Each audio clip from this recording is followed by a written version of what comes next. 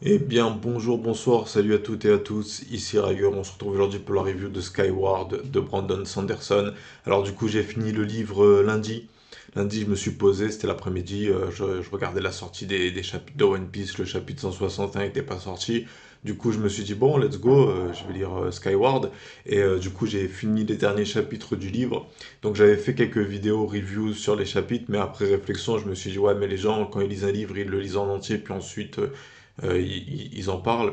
Donc du coup, je me suis dit, je finis de lire Skyward et je fais une grosse review où je dis un peu ce que j'ai pensé du livre. Et donc du coup, nous y voilà. On est dans cette vidéo review.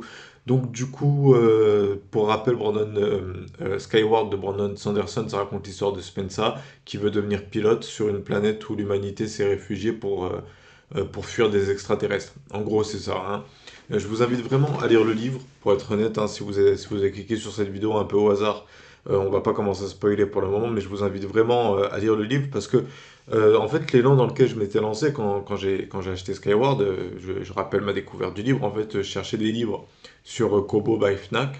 Et il y avait un extrait qui était disponible du tome 3 de Skyward. Et donc du coup, je l'ai lu et ça m'a tout de suite plu. Et donc je me suis dit, ah bah c'est super, ça a l'air d'être trop bien, je vais lire ça. Parce que j'étais à la recherche d'un livre de science-fiction parce que j'avais envie de regarder un peu de science-fiction. Et du coup, pour être tout à fait honnête, moi, les livres, j'en ai lu quelques-uns, mais je suis pas un grand lecteur à la base, hein. Je suis plutôt un lecteur de manga. Et donc, du coup, les livres, j'en avais jamais vraiment trop lu, à part les Harry Potter, les Game of Thrones et les Hunger Games, parce que les films m'avaient plu. J'ai pas encore lu Les Seigneurs des Anneaux d'ailleurs. Et du coup, bah, pour être honnête, je recommande vraiment ce livre parce que le style d'écriture est vraiment assez fluide de Brandon Sanderson. En tout cas, la traduction est fluide. Ça se lit facilement, on comprend de quoi ça parle, même quand il y a des mots techniques qui sont employés. Les personnages expliquent ce que c'est, donc du coup, c'est cool, comme les congraves, des notions du livre, hein. Et donc, du coup, au début, quand je lisais Skyward, c'était un peu pour remplacer One Piece en fait, parce que One Piece ça m'excite plus comme avant, ça me m'omnibule plus comme ça a pu le faire par le passé. Et du coup, j'avais besoin d'une fraîcheur, de nouveauté, et c'est pour ça que je me suis dit, bon, on va lire un livre de science-fiction, et j'ai regardé un peu ce qui était proposé, et donc du coup, je suis tombé sur l'extrait Skyward, et après, je me suis dit, ah, trop cool, j'achète le tome 1, et donc du coup, voilà. Ce livre est vraiment très bien écrit. Moi, j'y ai vu une allégorie de l'élitisme, de la méritocratie, et à la fin, donc du coup, on va pas encore en parler, mais un troisième point qui a été abordé à la fin. Voilà, donc qu'est-ce que je peux dire de plus? Bah, les personnages, ils sont bon, il s'est beaucoup concentré sur Spencer. Non, bon, c'est le personnage principal, donc on pourrait me dire c'est normal, mais c'est beaucoup concentré sur Spencer. Il y a quelques autres personnages qui gravitent autour de Spencer, mais la narration se passe autour de ce que vit Spencer et comment est-ce qu'elle le vit et qu'est-ce qu'elle en pense. Et du coup, on a beaucoup de personnages dans ce livre qui sont présentés, mais on s'attarde pas trop sur eux, on les développe pas suffisamment à mon goût, mais Spencer est suffisamment, comment dire, romancé, dans le sens où c'est vraiment un personnage, même dans son écosystème, hein, dans le livre, dans l'histoire du livre, Spencer, elle est vraiment un peu à part. Parce que du coup, bon, on peut spoiler la prologue. En fait, je crois que c'est même spoilé dans les descriptions. En fait, le père de Spencer était un pilote qui se battait pour la FDR, la Fédération des Rebelles. Et du coup, un jour, il a fui un combat, c'est ce qui est dit, et il a été abattu par ses collègues. Et donc, du coup, il est considéré comme un lâche, et Spencer, elle a grandi en étant catégorisée comme la fille d'un lâche. Donc, du coup, voir Spencer évoluer dans cet environnement était vraiment super intéressant. J'ai beaucoup aimé. Parce que du coup, ça touche. En fait, on peut y voir beaucoup d'allégories, on peut voir beaucoup de sous-entendus, on va dire, dans le sens où c'est une question d'être accepté, de faire sa place. Spencer, elle essaye de réaliser son rêve de devenir pilote pour un peu laver le nom de sa famille. Et du coup, bon, sans spoiler pour le moment, c'est vraiment une aventure. Le parcours de Spencer était vraiment super intéressant à suivre parce qu'il y a des hauts, des bas, c'est pas tout le temps facile, c'est pas tout le temps difficile, il se passe deux, trois trucs dans le livre qui sont super intéressants. Et donc du coup, voilà, donc on va s'arrêter là pour la partie sans spoil, hein. De toute façon, j'ai fait des vidéos sur les chapitres, donc normalement, si vous êtes dans la continuité de ces vidéos, vous devez avoir lu le livre, hein, je pense, hein. Parce que du coup, ouais, je vous invite vraiment à le lire pour regarder ces vidéos, hein. C'est pas une vidéo conseil de livre où je présente le livre sans rentrer dans les détails. Ouais, moi, ce qui m'a surtout frappé, c'est la fin. En fait, parce qu'il se passe beaucoup de choses, alors de ce que j'ai pas déjà dit en vidéo. En fait, comme je disais, en fait, Spencer, donc, elle va dans l'école de pilotage, elle est prise à l'école de pilotage par Cobb, l'ancien ailier de son père, donc l'ancien associé binôme de son père, qui voit son talent et qui se dit, ah, toi, faut que tu deviennes pilote, je vais faire marcher les pistons pour qu'on te recrute à l'école de pilotage. Et du coup, cette classe de Vers les étoiles, hein, cette escadrille de Vers les étoiles, bah, elle a eu des hauts et des bas. Et je trouve qu'elle est sublimée à la fin. En fait, je crois qu'il reste Ned, Arturo, Kimaline. Et du coup, il y a. Comment il s'appelle déjà? Je crois que c'est FM et Jürgen qui sont qui ont été confirmés comme étant pilotes. Parce que Spencer, lors d'une bataille, elle se donne à fond dans une bataille. Et, au bout d'un moment, son vaisseau se fait toucher, il commence à s'écraser et elle s'éjecte pour pas mourir. Et donc, du coup, elle perd son diplôme de pilote qu'elle allait avoir. Et donc du coup, ouais, j'aurais peut-être dû prendre une liste pour structurer mes idées. Mais moi, ce qui m'a surtout frappé, c'est la fin, en fait, la cinquième partie. Je l'ai adoré. Je l'ai tout simplement adoré. Je l'ai dévoré quand j'ai commencé à la lire lundi. Ça faisait longtemps ce que je disais aux différentes personnes à qui j'ai parlé de ce livre, c'est que je croyais plus qu'un livre ou qu'un manga ou qu'une série ou qu'un film pouvait autant me prendre aux tripes et autant me faire kiffer.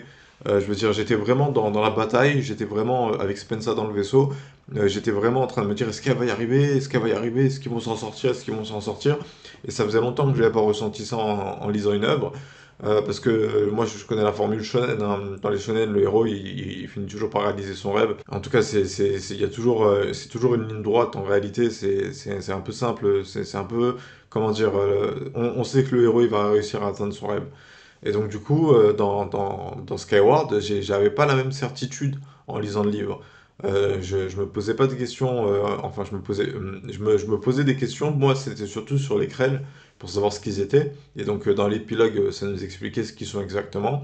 Donc pour rappel, hein, en gros, les Krell, les vaisseaux qui étaient envoyés sur des Tritus, c'était des drones, et qui étaient contrôlés par des pilotes à distance dans la ceinture d'astéroïdes, la ceinture de débris de la planète Détritus.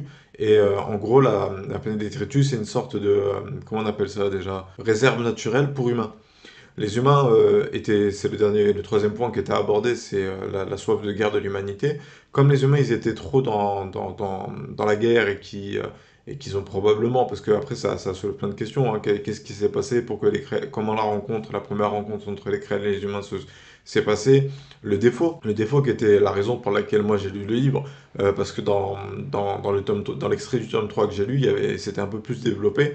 Après, je me souviens plus en détail de ce qui se passait, je crois me souvenir de quelques points, mais je vais pas vous en parler pour éviter de vous gâcher le plaisir de la lecture. Mais du coup, ouais, le défaut, en gros, il permet de lire dans les pensées des, euh, des gens, des Krell, hein. Ça a été fait que sur les Krell pour le moment par Spencer. Et ça permet aussi de ressentir des choses. Par exemple, les yeux qu'elle voit, qui la regardent, ça c'est plus de la sensation. Et ça permet aussi, bah, apparemment, de transcender l'espace-temps et de faire des déplacements instantanés. Et donc, du coup, moi, les révélations à la fin sur les crêtes, j'ai trouvé ça très intéressant, parce que le troisième point qui est abordé, du coup, c'est le fait que l'humanité se fasse à la guerre. Les Krell ont repoussé les humains de la Fédération des planètes, on va dire, parce qu'ils étaient trop ils avaient trop soif de guerre et de combat.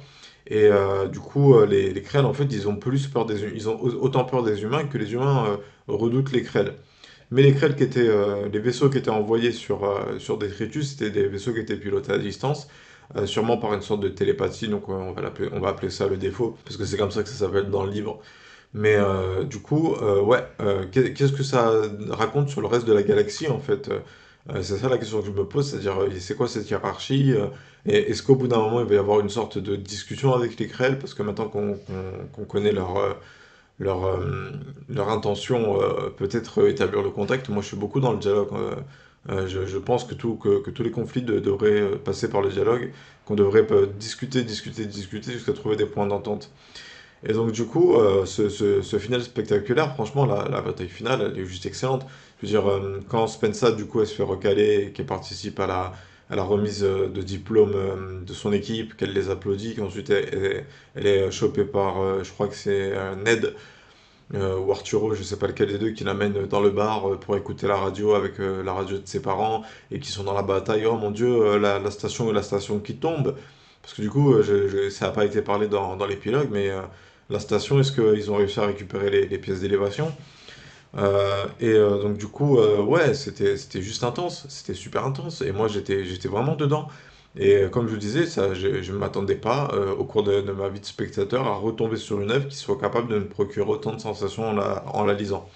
Et donc du coup, moi, aussi personnage qu'il faut saluer, Mbot, qui est juste excellent comme personnage. Cette intelligence artificielle du vaisseau que Spencer a trouvé, elle est juste, elle rajoute un côté, on va dire, détaché, en fait, en mode, ouais, moi je m'en fous un peu, je suis un peu loco, parce que je suis un robot, et j'essaie il se donne en spectacle, en fait, Mbot. Mais l'humour qu'il apporte est, je trouve, super rafraîchissant pour l'œuvre. Parce que là où tous les personnages, ils ont un peu des tons sérieux, à part Spencer qui est un peu comique, mais sans trop le vouloir, en surjouant à la guerrière. Ensuite, tout ce questionnement qu'il y a eu aussi de Spencer sur est-ce que moi aussi je vais devenir une lâche? Est-ce que moi aussi je vais trahir mon escadrille? Est-ce que je représente un danger si je vole? C'était juste excellent. Et à la fin, la scène où elle comprend que l'exterminatrice arrive à Alta et qu'il n'y a plus de vaisseau disponible et qu'elle se rend dans le vaisseau et qu'elle se dit ok, je prends un vaisseau qui est complètement pété, qui a plus de bouclier, qui a plus de bouclier, qui a plus de... je- non, il avait des destructeurs mais ils se sont fait abîmer pendant la bataille. Ils ont été endommagés pendant le combat. Spencer devient vraiment une véritable héroïne en fait. Et je trouve que c'est super satisfaisant de voir qu'au final Spencer elle a fait la différence. Même si j'ai trouvé un peu à la fin, j'avoue que le défaut qui s'éveille à la fin qui permet de se téléporter, j'ai trouvé ça intéressant sur l'idée de la nature du défaut, mais je me suis dit ouais c'est un peu Deus Ex Machina. C'est-à-dire, moi, pendant un moment, je vous jure, hein, j'avais pas en tête le troisième tome, hein, j'étais dedans et j'étais là en mode, mais comment elle va faire pour survivre? Et du coup, elle se téléporte dans le nulle part, comme elle appelle ça, et en disant qu'elle est dans un endroit où elle n'est pas dans un endroit, et qu'elle sent les énergies, et qu'elle sent qu'elle est guettée, et elle réapparaît 1000 km plus loin de l'explosion, et elle est là en mode ok les gars, après elle voit le trou dans la couche d'ozone, le trou dans la ceinture de détritus qui lui permet d'aller dans les étoiles et de pirater la base de données d'Ekrel. Et du coup, ouais, moi j'ai trouvé ce final juste satisfaisant. Je veux dire, on a suivi Spencer tout le long de son parcours pour devenir pilote. Et à la fin, elle est recalée parce qu'au cours d'une bataille où elle s'est donnée à fond en plus, hein, elle a carry la bataille, hein. La bataille en question, je me souviens qu'elle était en train de carry. Et vu qu'elle s'est éjectée, elle est recalée, elle n'a pas son diplôme, mais elle fait partie des pilotes de secours. Mais ce que je me suis dit à cet instant, c'est que moi, je trouvais ça dommage. J'étais là en mode, oh, bon, qu'est-ce qui va se passer maintenant? Et justement, la cinquième partie vient rattraper ça en disant, ouais, mais elle est peut-être pas diplômée de pilote, mais c'est elle le point important. Et moi, j'ai trouvé juste ça épique. La scène où elle arrive dans le champ de bataille et qu'il y a Ironside, parce qu'à la fin, je disais dans la preview, on va dire, je disais que le récit se concentre autour de Spencer, mais les interludes étaient concentrés sur Ironside. Et à la fin, dans les derniers chapitres, il y a les deux points de vue qui se confrontent. C'est-à-dire, ça donne un peu plus d'importance à Ironside.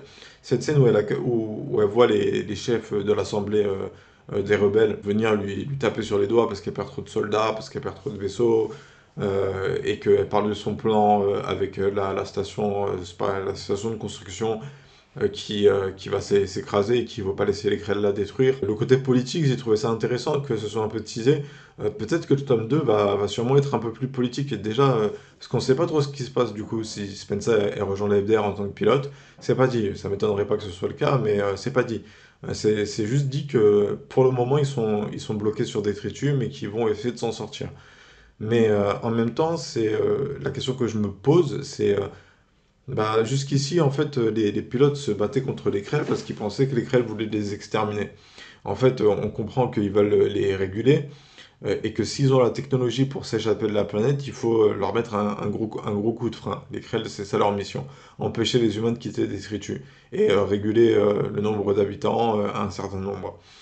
Mais la question que je me pose, c'est, ok, donc comment est-ce que dans le présent, parce que du coup c'est un conflit qui date de leurs ancêtres qui étaient dans le vaisseau qui voguait dans l'espace à la recherche d'une planète, où la grand-mère de la grand-mère de Spencer était le cœur qui permettait de dépasser la vitesse de la lumière. Donc ça aussi c'est pas expliqué, mais en fait il y a beaucoup de points qui sont super intéressants. Et moi c'est justement ce que je disais, c'est j'aime bien que ça se concentre sur Spencer en réalité. Même si j'aurais aimé qu'il y ait plus de personnages développés, il y a beaucoup de personnages, mais au final ils sont pas tant développés que ça. Le moindre personnage qui commençait à être développé, la plupart du temps, il était soit recalé, soit tué au combat. Et donc, du coup, la suite, je vois bien peut-être un délire politique. C'est-à-dire, maintenant qu'on sait ce que veulent les Krell, comment faire pour les repousser à jamais? Et est-ce qu'il faut pas essayer d'établir le dialogue, d'établir le contact, et de discuter avec eux pour leur dire, écoutez les gars, vous avez peur qu'on essaie de conquérir la galaxie, c'est pas notre objectif, tout ce qu'on veut c'est vivre en paix à la surface et, euh, et avoir trois villas. Non, bon, bref. Mais ouais, ce côté où les familles du coup de Jürgen, donc les White, qui veut dire poids en anglais, qui tape sur les doigts de Ironside. Ce côté-là, moi j'ai trouvé ça super intéressant parce que du coup, Ironside elle est présentée au début comme un personnage qui voue une haine irrationnelle envers Spencer, mais au final, plus on avance dans l'histoire, plus on comprend qu'elle a des raisons de douter de Spencer à cause de ce défaut qui ne peut pas être compris par sa personne parce que du coup elle ne le vit pas et c'est une certaine partie de la population qui est sensible à ça. Donc certaines personnes peuvent le développer tandis que d'autres personnes ne le développent pas. Et on appelle ça le défaut, mais c'est pas vraiment un défaut, c'est plutôt moi le mot, parce qu'en fait c'est ça qui m'avait frappé dans l'extrait du tome 3, c'est que le défaut fonctionne un peu comme moi j'ai programmé ma psychose, on va dire. Comment moi j'ai décortiqué le fonctionnement de ma pathologie. Moi j'appelle ça le signal. Et bref, et donc du coup, ouais, il y a le tome 2, je sais pas à quoi s'attendre parce que du coup, quels seraient les objectifs de la FDR? Juste continuer d'affronter les Krell.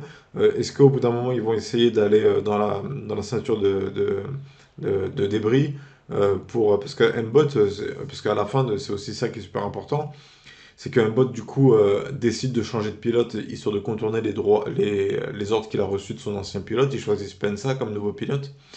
Et du coup, il vient sauver, et j'ai trouvé ça juste épique, que Cobb, il arrive avec M-Bot et qu'il soit là en mode, bon, ça faisait longtemps que je l'avais pas piloté, hein, ça fait bizarre, hein. Allez, sauve-nous de l'exterminatrice, j'ai pas encore eu mon café de l'après-midi. Et donc du coup, non, Skyward, c'est vraiment un livre qui m'a fait kiffer.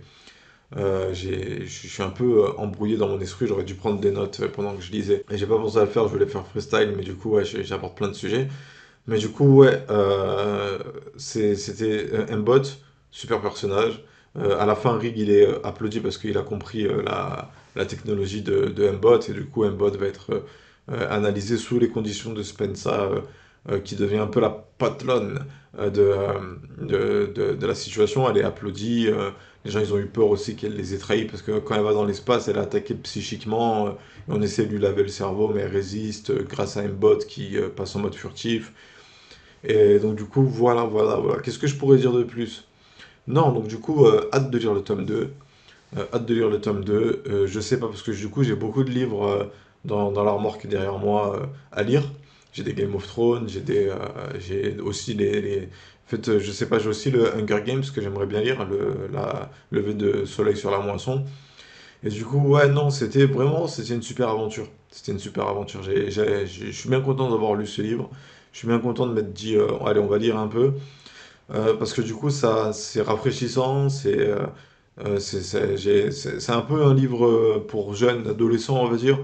Un peu comme Hunger Games, Harry Potter, dans la même lignée, hein, c'est dans la même lignée que ces livres, hein. Mais du coup, le fait que ce soit de la science-fiction, j'adore ça. En plus, les explications sur le fonctionnement des vaisseaux, tout ça, et les dessins qui sont présentés dans le livre, pour nous expliquer les courbes de déplacement, à quoi ressemblent les vaisseaux, tout ça. C'était assez cool. Non, c'était une super aventure, je suis bien content de l'avoir lu. Un final spectaculaire, haletant, je sais pas si c'est le bon mot, mais il tient en haleine, quoi. T'es là en mode, est-ce qu'ils vont y arriver, est-ce qu'ils vont y arriver? Et à la fin, je me disais, ouais, pourquoi pas attaquer et détruire, mais non. Spencer, elle a sauvé la mise. Elle a sauvé la mise en demandant à Kimaline de tirer sur la bombe, de la détacher du vaisseau, puis ensuite elle la attrape avec une luminance, puis ensuite elle s'est échappée de la zone limite avec le vaisseau. La bombe explose, Spencer découvre le défaut et arrive à se téléporter. Et du coup, tout est bien qui finit bien. Et que va-t-il se passer dans la suite? J'ai pas trop d'hypothèses pour être honnête. Je sais pas de quoi parle le prochain livre, hein, donc du coup, je sais pas, peut-être lire le Hunger Games, puis ensuite m'acheter Skyward 2. Je crois que c'est Astre Beast, un truc comme ça. Bref, voilà, on va s'arrêter là pour aujourd'hui. C'était Rager. Je vous remercie d'avoir suivi cette vidéo. Dites-moi vous ce que vous avez pensé du livre si vous l'avez lu. J'espère que vous l'avez lu. Lisez-le si vous l'avez pas lu parce que du coup j'ai juste survolé les points. J'ai pas dit tous les points, mais ouais, pour un peu revenir sur ça. À la fin, quand les personnages qui ont été recalés reviennent, moi j'ai beaucoup aimé ce slice of life, tranche de vie, ce côté allez on va au bar, on discute, on parle, on papote. J'aime beaucoup ça dans les œuvres. Ça permet d'humaniser les personnages. Et du coup, ouais, c'était cool. Et ouais, ce moment où Kimaline, Arturo et Ned, ils prennent les vaisseaux du père d'Arturo, je crois, et qui arrivent dans la bataille en mode on est là, nous aussi. J'ai trouvé ça juste épique. C'était juste épique, faut dire ce qui est. Brandon Sanderson, il s'est gavé. Il s'est gavé, il nous a raconté une histoire qui peut nous faire réfléchir sur la société, ce côté élitiste, ce côté méritocratique, et ce côté aussi où on a tendance à trop se faire la guerre et qu'on a soif de pouvoir, parce que c'est un peu ça qui aborde à la fin. À la fin, les Krell, ils ont recalé l'humanité parce qu'elle faisait la guerre. Ils étaient trop pro-guerre, et donc du coup, ils ont dit non, eux, il nous les faut pas. Il les faut pas dans la galaxie. Voilà, donc du coup, c'était Rager, je vous remercie d'avoir suivi cette vidéo, j'espère qu'elle vous aura plu. Si c'est le cas, les gars, n'oubliez pas le like, n'oubliez pas de vous abonner. Et sur ce, je vous souhaite à tous une bonne journée, une bonne soirée, un bon après-midi, et je vous dis à bientôt pour plus de vidéos. Tchuss!